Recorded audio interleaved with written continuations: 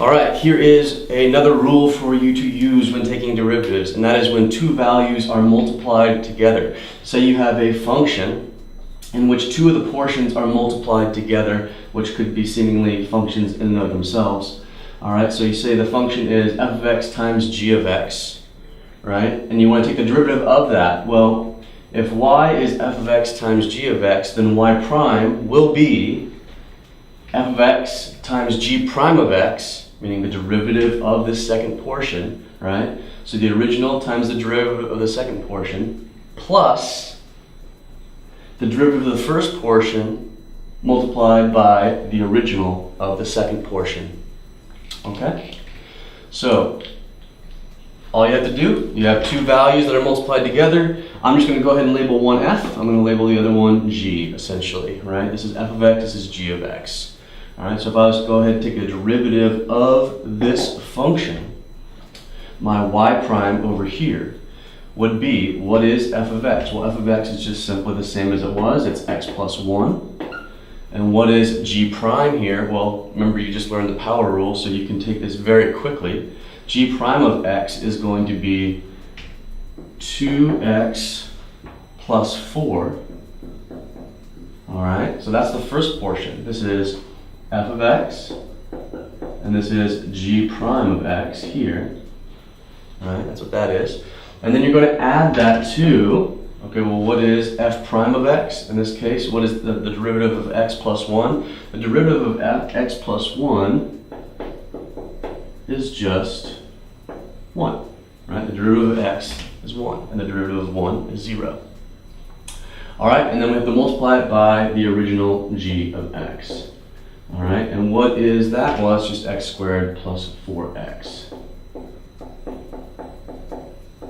All right, there you go. So now all the hard work is done.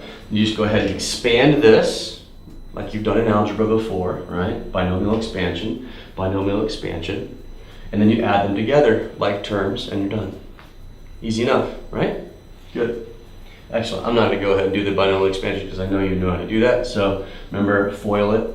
First, outer, inner, last, right? And then combine like terms. Okay, great.